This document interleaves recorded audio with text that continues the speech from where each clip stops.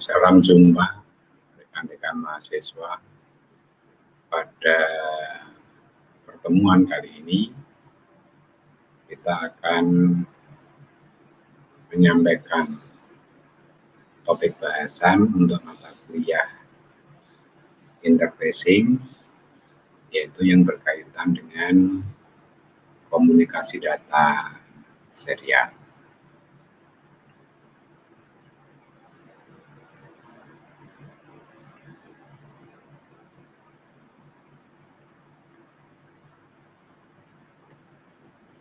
Jadi komunikasi data serial merupakan proses pengiriman data dalam bentuk bit atau binary digit, di mana bit ini nanti akan dikirim secara berurutan,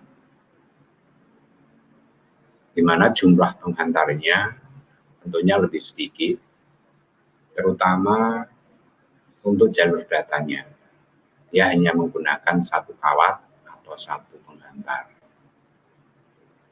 di mana bitnya itu nanti akan dilewatkan di satu penghantar tersebut secara berurutan. Dan di sini sebagai ilustrasi, misalkan ada perangkat A mau mengirimkan informasi data berupa byte data yang jumlahnya 8 bit, dan nanti akan dimulai dari D0, berurutan terus di 1, kemudian di 2, dan seterusnya sampai bit yang terakhir yaitu di 7 sampai ke perangkat B. Nah, ini adalah secara prinsip ya, bahwa yang namanya komunikasi data serial berarti pengiriman datanya ini adalah per bit secara berurutan. Ya, dan jumlahnya biasanya untuk data ini hanya satu, tentunya ada kawat-kawat yang lain untuk melakukan proses handshaking atau saling berkomunikasi. Kemudian untuk komunikasi data serial ini dipakai untuk menghubungkan, dua peralatan yang lokasinya sangat jauh, meskipun banyak juga yang lokasinya berdekatan. Namun sisi keuntungan dari komunikasi data serial ini adalah bisa menjangkau jarak yang jauh. Nah, kalau kita lihat perbandingan antara komunikasi data paralel yang bagian atas, ini adalah yang paralel, dengan yang serial yang bagian bawah ini, maka dapat kita lihat perbedaannya adalah yang pertama jumlah penghantar atau kawatnya. Yang serial ini hanya satu kawat, sedangkan untuk yang paralel ini tentunya jumlah kawatnya menyesuaikan berapa bit yang dikirim. Pada gambar contoh di sini kebetulan menggunakan 5 bit. Ya, dimulai dari bit yang ke-0 bawah sampai yang ke-4 di atas. Nah, masing-masing itu nanti mempunyai jalur kawat secara terpisah atau tersendiri. Ini adalah perbedaan yang dinamakan dengan komunikasi paralel ya, dengan komunikasi serial. Nah, perbedaannya yang serial di sini, pengirimannya adalah dimulai dari bit yang ke-0 dulu. Ya. Jadi bit pertama, kedua, dan seterusnya. Nah, ini adalah letak perbedaan kenapa pengiriman data secara serial ini hanya membutuhkan satu kawat, sedangkan yang paralel menyesuaikan jumlah kawatnya atau jumlah data bitnya. Nah, dari keduanya masing-masing punya kelebihan. Tentunya untuk yang model paralel ini dia lebih cepat. Kenapa? Karena dia hanya butuh sekali clock saja, sekali detak, sekali aba-aba. Maka semua data yang sudah disiapkan di setiap kawat atau penghantar ini langsung bisa diterima pada rangkaian yang berbeda. Nah, berbeda dengan yang serial.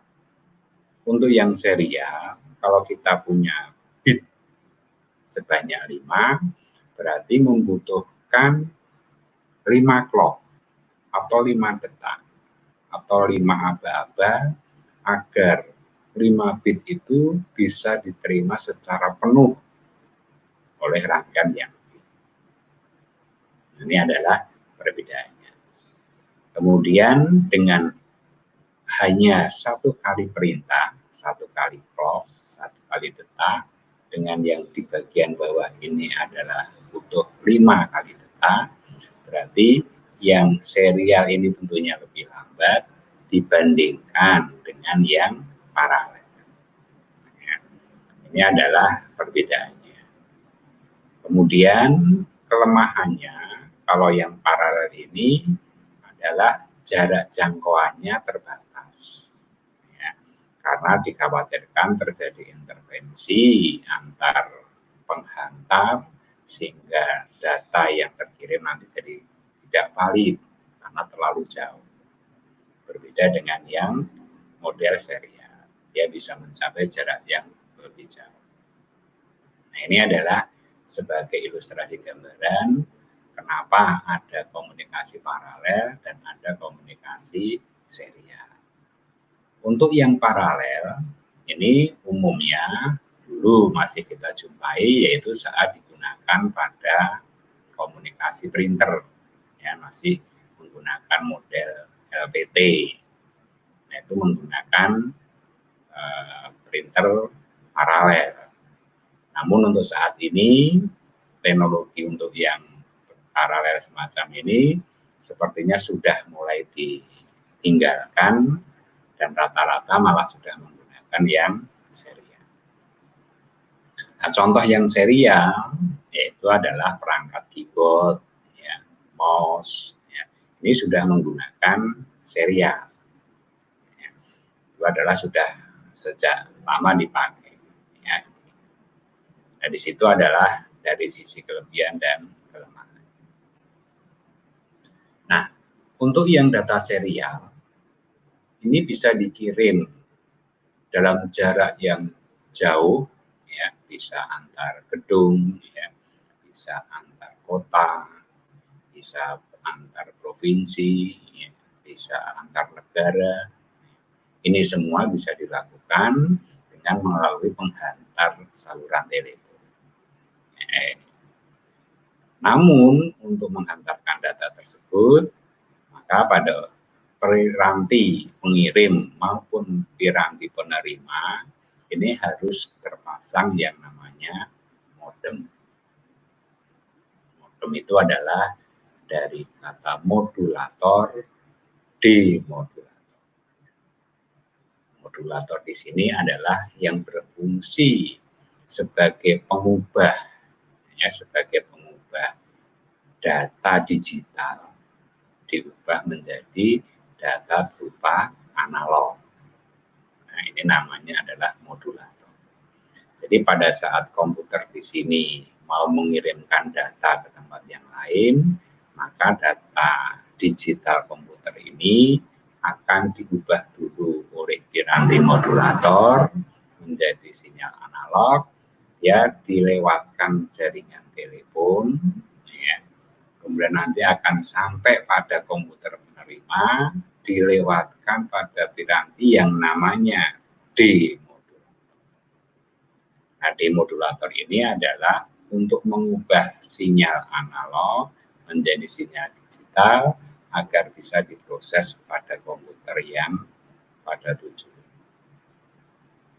Demikian pula sebaliknya, apabila komputer yang di lokasi di sini mengirimkannya data digital, juga harus ada modulatornya via jaringan telepon, diterima bagian D modulator, diubah menjadi data digital, bisa diubah. Nah, ini adalah proses pengiriman data. Ya, kalau dalam posisi dalam jarak yang jauh. Apakah selalu harus membutuhkan modem? Tidak. Kalau jaraknya pendek, tentunya tidak akan membutuhkan yang namanya modem. Seperti keyboard, mouse ini tidak pakai modem. Jadi modem ini sebagai alternatif untuk mengirim dalam jarak yang jauh. Nah, agar dapat mengubah atau mengirimkan data secara serial, maka di dalam sebuah perangkat komputer itu nanti akan terdapat yang namanya serial port. Nah, ini jadi ada rangkaian yang berfungsi ya untuk mengubah data yang berupa digital menjadi serial dan sebaliknya serial menjadi paralel. Nah, ini adalah ada di dalam perangkat di sini. Nah, yang sering kita jumpai pada piranti perangkat komputer, terutama di bagian belakang, itu adalah konektornya. Ya, jadi konektor serial, port, ya, sebagai tempat menyambungkan kabel. Nah, ini adalah port serial. Nah, port serialnya ini biasanya rangkaian ini sudah on board, ya, sudah menjadi satu di main. Nah, ini adalah prinsipnya semacam itu. Jadi, setiap perangkat komputer untuk bisa berkomunikasi dengan piranti yang lain, apabila menggunakan komunikasi serial, maka akan selalu melewati yang namanya port serial. Jadi, paralelnya ini nanti akan diubah menjadi serial, dikirimkan ke tujuan. Kalau mau pada jarak yang jauh seperti tadi perlu dipasang modem. Nah, ini adalah secara prinsip yang namanya serial. Nah, serial port secara standar ini yang digunakan adalah tipe RS232. Kenapa harus distandarisasi? Ya karena agar semua perangkat yang akan melakukan komunikasi secara serial itu menggunakan komunikasi yang seragam. Nah, makanya Asosiasi Industri Elektronik ini menyepakati mengeluarkan standarisasi. Nah, penyebutannya di sini adalah RS232. Jadi kalau kita lihat di sini, ini merupakan sebuah piranti komputer.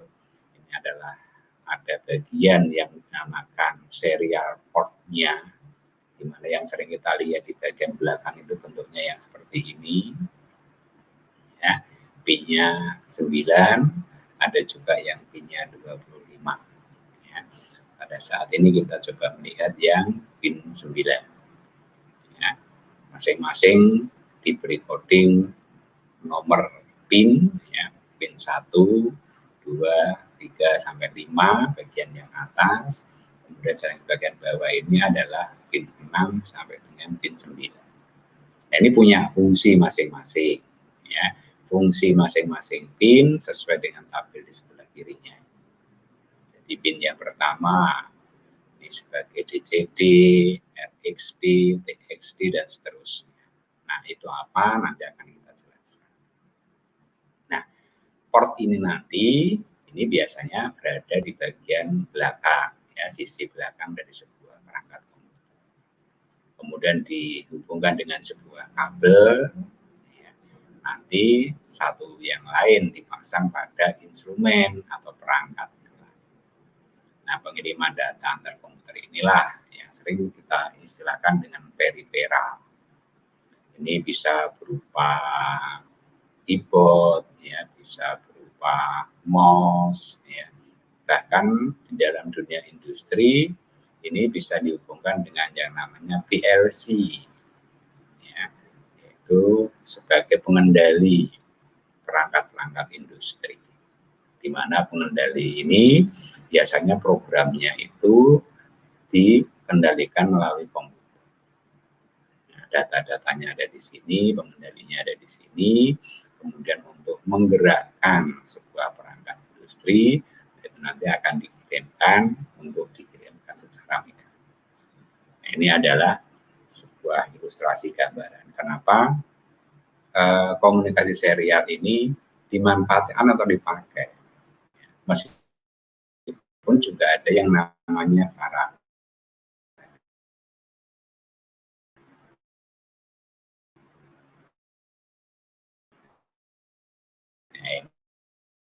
Serial itu bertugas untuk mengubah data yang berupa paralel menjadi serial dan sebaliknya dari serial menjadi paralel. Nah, disitulah maka terdapat yang namanya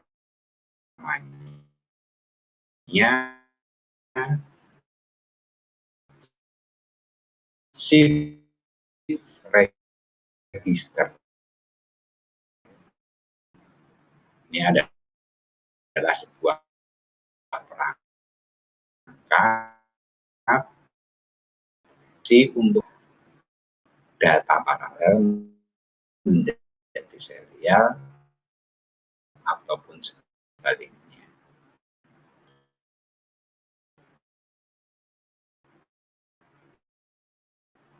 Untuk data serial dilakukan dengan PISO. Jadi paralel ini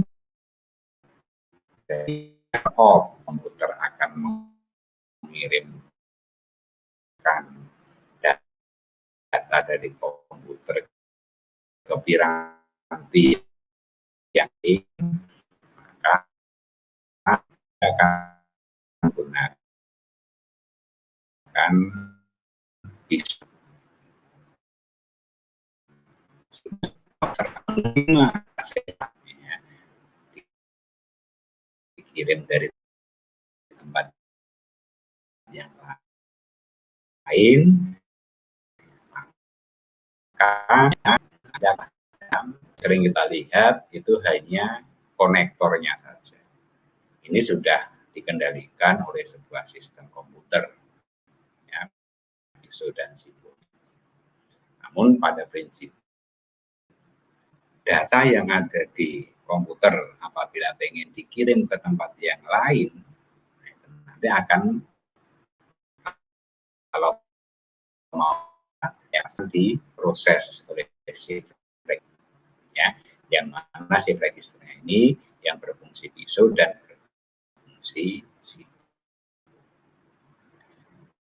Nah, selanjutnya untuk proses baik itu nanti mau dikirim ataupun diterima melalui proses pengiriman ini harus ada keseragaman, ya.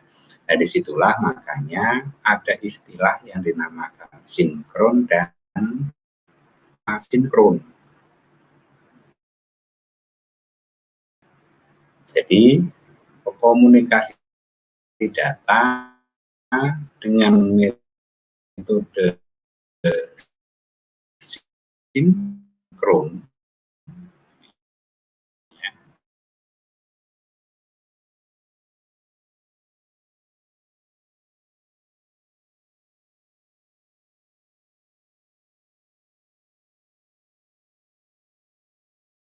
seperti 19 dan seterusnya, tergantung dari format sistemnya.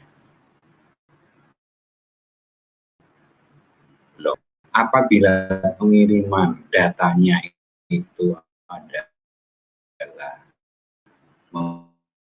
menggunakan model blok biasanya akan menggunakan nanti pengirim dengan piranti penerima itu harus dalam jumlah baitnya tadi atau jumlah karakter. Kalau pengirimnya 4,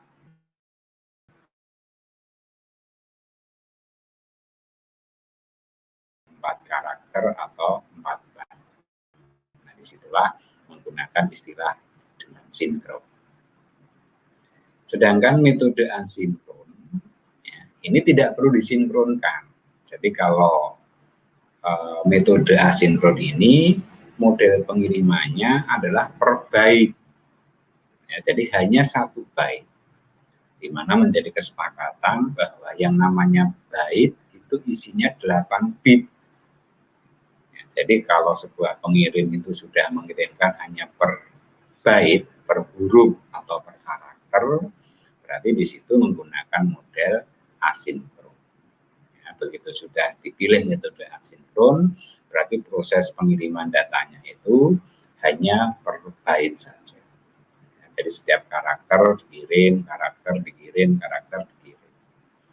Kenapa dengan istilah pengirimannya bait maupun frame? Karena masing-masing nanti ada awalannya dan ada akhirannya, ada startnya, ada stopnya. Ya. Jadi kalau misalkan yang sinkron menggunakan 4 bait atau 4 karakter, berarti awalannya adalah start, diikuti 4 karakter, baru diakhiri stop. Ini yang menggunakan sinkron. Sedangkan yang asinkron itu adalah start, kemudian 1 bait langsung stop. Nah, ini adalah proses pengiriman datanya. Jadi ada tambahan bit yang dipakai sebagai pengenal bahwa itu nanti apakah model blok ataukah model byte atau bit asinkron. Itu adalah yang berkaitan dengan sinkron. Nah, dari kedua jenis metode tersebut itu nanti dapat dilakukan atau diatur melalui program. Nah, biasanya yang dinamakan pilihan sinkron dan asinkron ini sudah berada pada sebuah rangkaian chip yang disebut dengan UART dan USART. Jadi UART ini adalah Universal Asynchron Receive Transmit. Ya, jadi ini yang dipakai untuk yang khusus asinkron saja.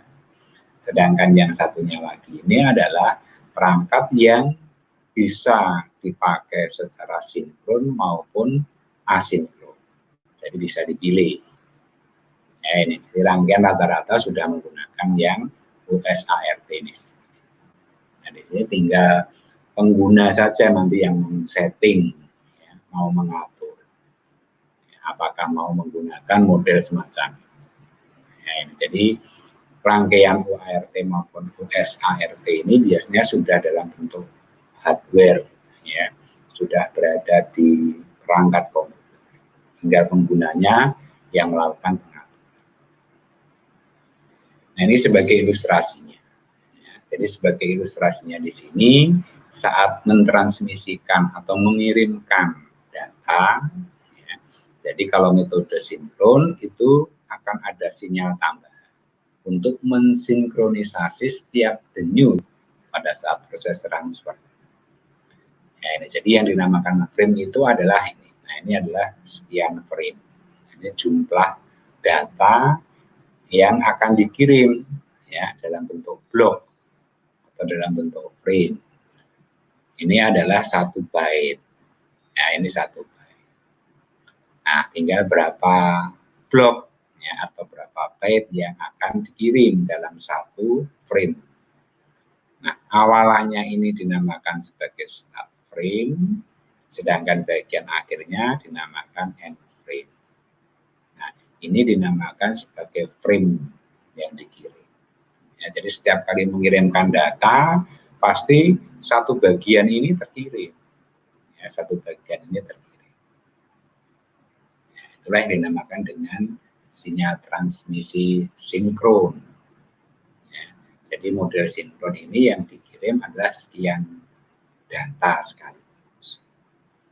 Nah, metode ini sudah diterapkan untuk piranti-piranti yang lebih baru, yang modern seperti sekarang ini, yaitu misalkan kalau kita jumpai pada piranti USB, ya, Universal Serial Bus, itu sudah memanfaatkan seperti teknologi. Jadi dia sudah modelnya frame, bukan lagi per byte. Ini yang contoh untuk yang sinkron. Sedangkan yang asinkron, ya, untuk yang asinkron, ini metode pengirimannya adalah per byte. Nah, ini ilustrasinya pada bagian bawah. Kalau kita lihat ada tambahan start bit juga sama, ada tambahan stop bit juga sama, tapi hanya per byte. Ya. Nah, ini contohnya. Jadi contoh data yang dikirim dengan metode asinkron ini adalah data 1 byte. Nah, ini ada 8 bit. Ya, 8 bit itu 1 byte. Diawali bit start, diakhiri oleh bit stop.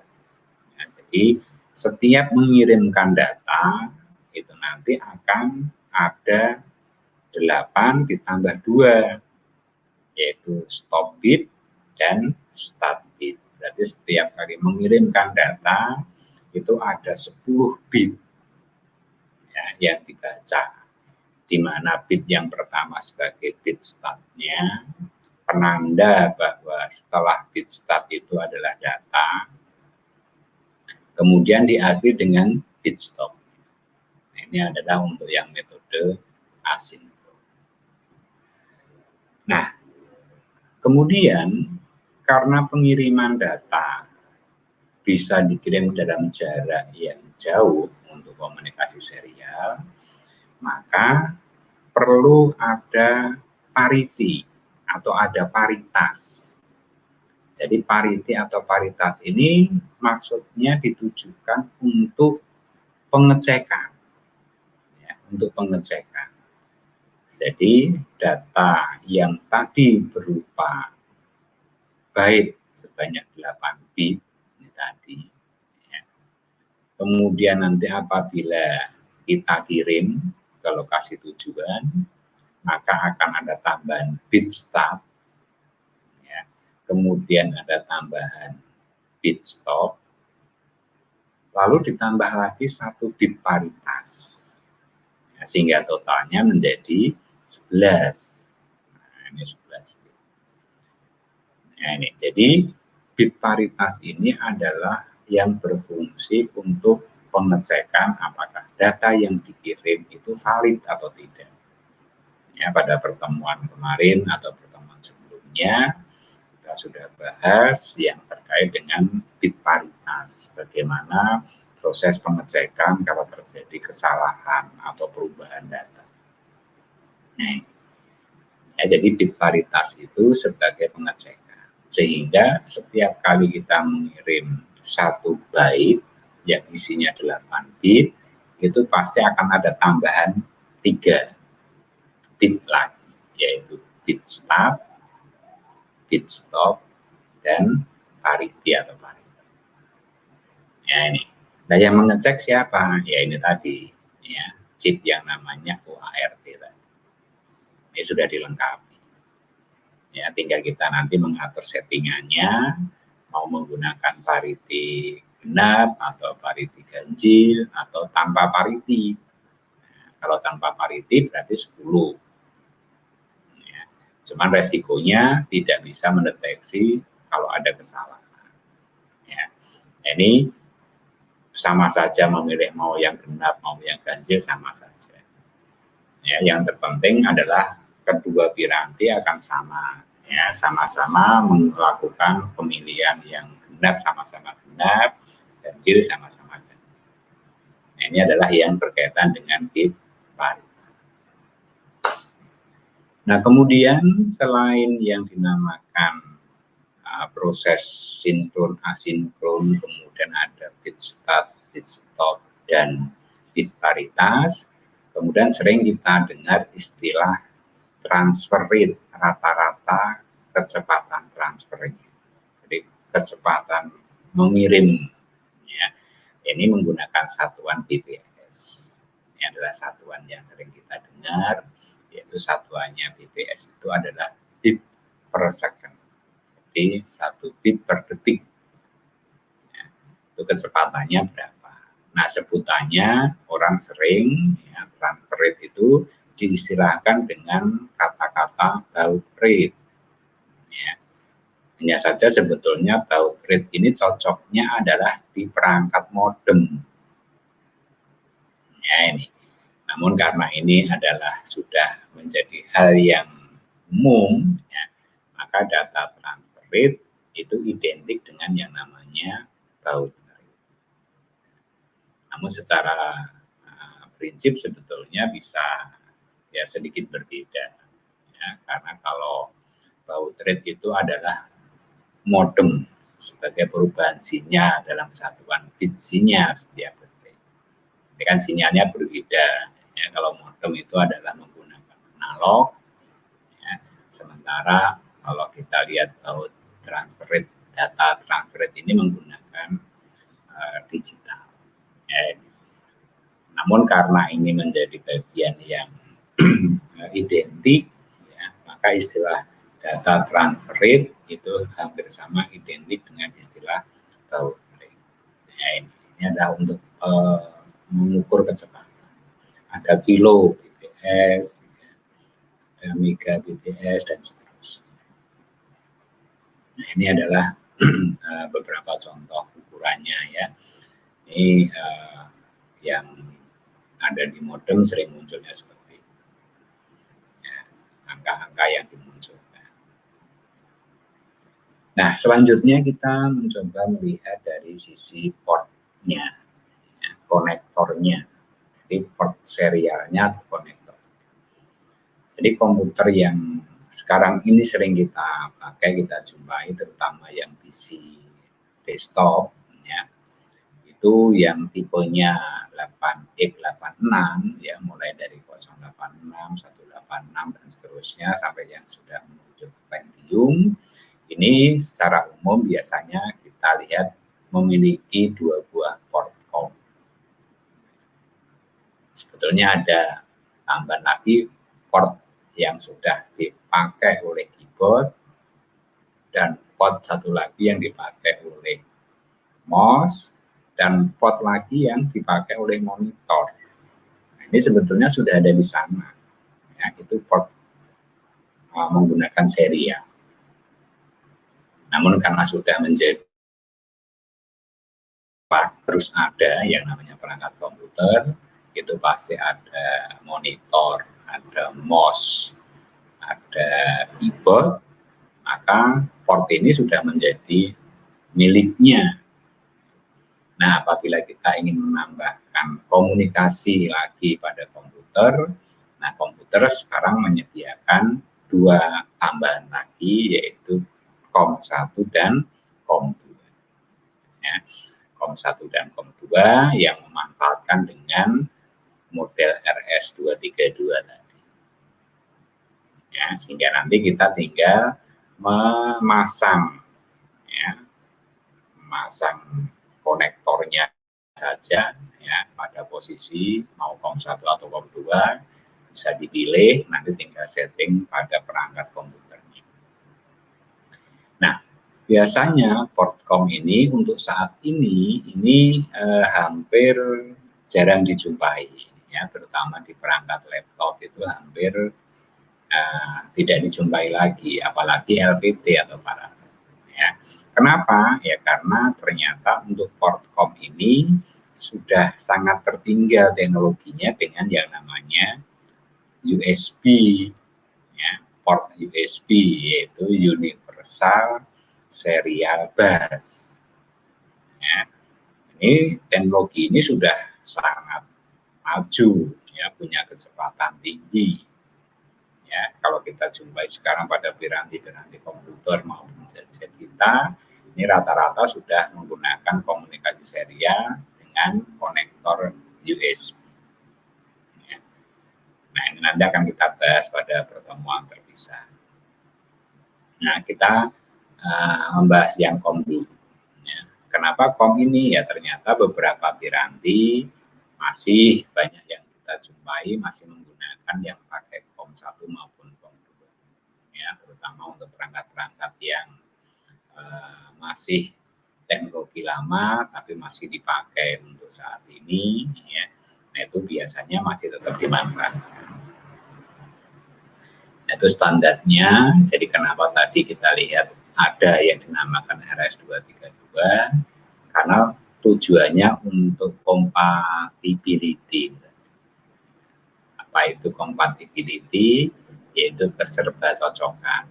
Dalam pengertian ini sebagai standar interface, sehingga berbagai macam pabrik kalau mau menggunakan komunikasi serial harus menggunakan teknologi ini. Nah, ini sudah menjadi kesepakatan. Yaitu yang membuat kesepakatan adalah Asosiasi Industri Elektronik. Ini sudah cukup lama. Ini sudah menjadi standar. Kenapa harus ada standar? Ya, agar berbagai macam manufaktur pabrikan ini tidak mengeluarkan versi sendiri-sendiri. Ya, nanti kasihan konsumennya. Sehingga kalau sudah ada standar seperti ini, kita mau menggunakan merek apapun, yang terpenting adalah standarnya sama. Nah, itu sudah bisa dipakai. Itu yang dimaksudkan dengan adanya standarisasi. Nah, ini adalah standarisasi yang menggunakan RS232, di mana ini komunikasi serial yang dipakai pada antarmuka I/O, input dan output pada PC. Nah, ini adalah nilai voltase tegangannya, jadi akan dianggap punya nilai bit 1 atau high jika tegangan yang dikirimkan itu berada pada posisi min 3 sampai dengan min 25 volt. Ya, jadi ini aktifnya aktif rendah. Ya. Kemudian kalau bitnya bit 0 atau istilahnya low, itu dipresentasikan dengan tegangan plus 3 sampai dengan plus 25. Jadi pada saat posisi pulsa arah ke bawah itu malah dianggap high atau 1, sedangkan pada saat posisi naik itu dia dianggap pada posisi low atau rendah. Nah, karena rentangnya yaitu min 3 sampai min 25 dan plus 3 sampai dengan plus 25, maka apabila ada tegangan yang berada di antara min 3 sampai dengan plus 3 volt, ini dianggap sebagai status mengambang atau tidak dianggap. Ya, dia diabaikan, dia tidak punya nilai bit 1 maupun bit 0. Dia dianggap mengambang. Ya, ini jadi akan punya nilai 1 apabila sudah dimulai dari posisi min 3 sampai 25 volt. Ya, jadi kita bisa melihat di sini. Kalau posisi plus 3 sampai plus 25 itu dianggap bitnya 0 atau ini adalah standarisasinya, kesepakatan. Ya. Kemudian untuk prinsip kerjanya sendiri yang dinamakan port serial, itu nanti ada bagian yang dinamakan dengan istilah DCE, yaitu data communication equipment, dan DTE, yaitu data terminal equipment. Apa itu DCE, apa itu DTE? Jadi ini hanya menunjukkan pada bagian ya, peralatan yang terhubung dengan komputer. Ya. Jadi peralatan yang terhubung dengan komputer itu dinamakan DCE, sedangkan komputer itu sendiri ya, yang ada port serialnya itu dinamakan sebagai posisi DTE, data terminal equipment. Jadi konektor serial yang ada di komputer itu adalah DTE. Sedangkan konektor yang terpasang pada perangkat periferal yang dipasang dihubungkan dengan komputer itu dinamakan DCE. Jadi DCE dan DTE hanya untuk menunjukkan yang terminalnya yang mana. Nah, yang terminalnya itu biasanya komputer. Piranti yang dipasang ke komputer itulah yang dinamakan DCE. Nah, ini adalah secara fisik ya, kalau kita amati ya, sering kita jumpai pada komputer ya, PC di bagian belakang sering kita jumpai konektornya seperti ini. Ada istilah male dan istilah female ya. Ini jantan, ini betina ya. Ini yang tampak di bagian belakang. Ya, ini yang dipakai untuk menancapkan konektornya. Jadi untuk menancapkan yang ini pasangannya yang mencari yang seperti ini. Ya. Konektor yang betina, karena ini male, maka harus mencari konektor pasangannya yaitu yang female. Kalau pada perangkat itu adalah yang female, berarti kita harus mencari cop-copannya yang male. Nah, ini adalah yang ada di bagian perangkat. Ya. Sedangkan di bagian bawah ini menunjukkan bagian dari female. Ini yang kanan ini bagian baliknya yang female. Jadi bagian belakangnya ini yang akan disolder ya, dikasih dihubungkan dengan kabel-kabel itu di bagian ini. Nah, ini yang disolder dengan kabel-kabel. Yang ini pun sama. Nah, untuk itu harus diperhatikan betul urutan pin. Ya. Pinnya yang di sini poin 1, maka kalau Anda lihat sebaliknya, nah, seperti ini, pinnya 1 malah di sebelah sini. Ya, ini hanya untuk mencermati saja, jangan sampai keliru. Ya. Sehingga nanti kalau ini Anda lihat seperti ini, waktu nyolder juga posisi seperti ini, nah itu malah kebalik. Ya. Nah, ini adalah posisi yang diistilahkan dengan male dan female. Nah, ini fungsinya seperti ini. Ya. Nah, kita coba lihat. Nah, ini adalah kabel. Ini jadi ini adalah posisi konektor yang female, ya, yang betina. Kalau yang ini adalah posisi yang male atau jantan. Nah, kemudian kalau kita lihat di sini adalah posisi DCE, berarti adalah yang akan dipasang pada peralatan periferalnya. Sedangkan di sini adalah DTE, ini adalah kabel yang nanti akan dipasang pada bagian terminal atau bagian komputer. Jadi ini sisi komputernya, yang di sebelah kanan DCE ini adalah sisi. Nah, proses kalau kita lihat ternyata meskipun tadi untuk kabel serial pengiriman datanya itu hanya butuh 1 kawat, namun bukan berarti hanya 1 kawat itu saja yang terhubung. Karena apa? Dikarenakan untuk bisa terjadinya proses pengiriman data maupun penerimaan data itu harus ada proses komunikasi dulu. Jangan sampai nanti saat mengirim pirantinya nggak siap. Saat butuh data ternyata perangkatnya nggak siap. Nah, disinilah makanya ada proses yang namanya handshaking, jabat tangan, saling mengenali. Ya, ini biasanya saat kita mau menghidupkan perangkat komputer. Perangkat ini harus sudah terkoneksi semua, ya sudah terhubung semua.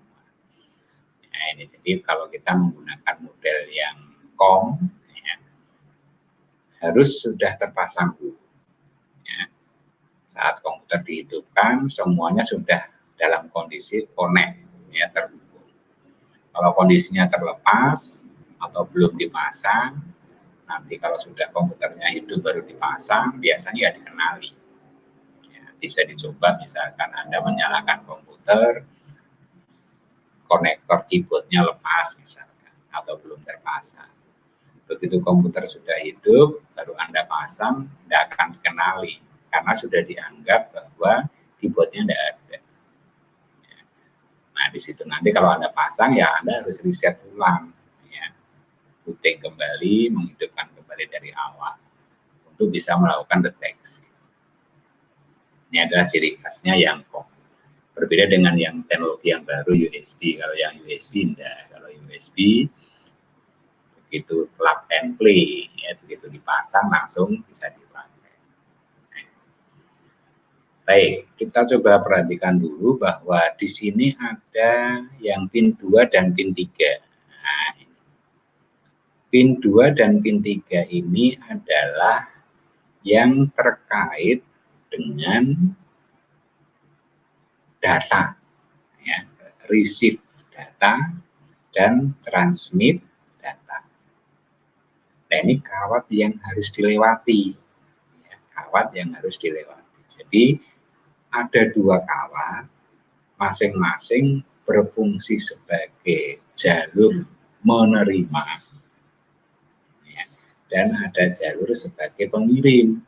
Nah, oleh karena itu, nantinya pada saat dipasang pada masing-masing konektor, posisi pin 2 dan pin 3 ini harus bersilangan. Ya, ini harus bersilangan. Jadi pin receive-nya yang ada di DTE harus dihubungkan dengan bagian DTE-nya. Ya, jadi nanti posisi inilah posisi bersilangan. Nah, yang ini juga demikian. Nah, ini fungsinya menerima. Ya. Kalau di sini fungsinya sebagai penerima, nah yang di sini apa? Yang di sini pengirim. Nah, pengirim ini berarti pin-nya adalah pin transmitternya. Ini yang T, ini yang R. Sedangkan pada sisi yang lainnya, di sini adalah yang T, yang di sini yang R. Ya, jadi di sini sama-sama ada TR, di sini juga ada TR. Nah, oleh karena itu, untuk kabel 2 dan 3 ini harus bersilang. Ya, harus bersilang. Sedangkan kabel-kabel yang lain atau kawat yang lain sama. Kalau pin 1 ya pin 1, 4, 4, 5, 5, 6, 6, 7, 7, 8, 8, 9, 9. Itu sama. Ya, dapatnya pinnya sama. Ya, kecuali untuk yang 2 dan 3. Nah, untuk itu akan kita coba tunjukkan atau kita lihat, ya, secara lebih lengkap bagaimana fungsi dari masing-masing kawatnya di situ. Ya, kita mulai dari pin nomor 4 dulu. Ya. Pin nomor 4 ini adalah DTR atau istilahnya adalah data terminal ready. Ya, data terminal ready ini berfungsi untuk apa? Ini kalau kita lihat arah panahnya dari komputer menuju ke perangkat periferal. Jadi pin nomor 4 ini adalah akan mengirimkan data atau sinyal saat komputer dinyalakan pertama kali. Ya. Jadi pada saat komputer dinyalakan pertama kali, ya, sistem operasinya bekerja, kemudian mengirimkan sinyal. Nah, jadi dari pin 4 ini akan dikirim pada peralatan yang terhubung. Ya, ini untuk memberitahukan bahwa peralatan, ya, yang terhubung ini menginformasikan bahwa komputer sudah dinyalakan dan sudah siap. Ya, jadi komputer memberitahu dulu. Ya, begitu ini aktif menyala komputernya, yang pertama kali diinformasikan adalah bahwa komputer sudah menyala, ya, sudah hidup, sudah aktif. Nah, itu akan dikirim melalui pin 4 ini ke perangkat. Nah, ini. Nah, misalkan perangkat yang kita pasang ini adalah perangkat modem, maka selanjutnya adalah pada posisi pin 6. Nah, ini data set ready. Kemudian modem dihidupkan. Ya. Jadi ini kalau sudah terkoneksi, sudah terhubung, maka modem ini pada saat dihidupkan, dia akan siap berkomunikasi. Ya. Begitu dia hidup, aktif, nyala, maka dia nanti akan mengirimkan sinyal data set ready ke komputer. Menyatakan bahwa sekarang modem yang terpasang ini juga sudah siap. Ya, data sudah siap. Sehingga komputer tahu, oh berarti peralatan yang mau saya pakai dihubungkan ini tadi sudah memberi jawaban lewat pin yang nomor 6 data set ready. Sehingga komputer tahu bahwa modem ini bisa digunakan. Ya, ini. Apabila modemnya ini tidak memberi respon, ya berarti komputer menganggap peralatan itu tidak aktif. Ya. Jadi kalau tidak ada respon pengiriman sinyal DSR, ya berarti dianggap modemnya tidak aktif. Nah, selanjutnya apabila keduanya sudah ready, sudah siap, ya, jadi tadi pin 4 sudah memberikan pemberitahuan sinyal, sudah dijawab pada posisi 6, ya, maka selanjutnya pin nomor 7, request send. Ya, jadi saat komputer hendak mengirimkan data, ya, maka komputer memberitahu, ya, mengirim informasi bahwa komputer akan mengirimkan data melalui modem. Lewatnya adalah RTS, ya, request to send. Ini. Sehingga modem ini tahu, oh ini sekarang komputer mau mengirim data dengan adanya sinyal RTS. Sehingga modem bersiap-siap, ya, bersiap-siap, jangan sampai dia sibuk sendiri, maksudnya. Ya, dia meluangkan waktunya menunggu kiriman. Begitu nanti pin 7 ini dikirimkan data sinyalnya dari komputer ke modem untuk memberitahu bahwa komputer akan mengirimkan datanya, maka selanjutnya nomor 8 ini. Jadi ada clear to send. Ya, dia mengirimkan sinyal CTS. Sehingga apabila ada RTS dan modem siap, maka dia akan mengirim balik sinyal CTS, menginformasikan bahwa modem sekarang sudah siap menerima, dia tidak sibuk. Ya. Nah, disitulah komunikasi yang dinamakan handshaking. Ya.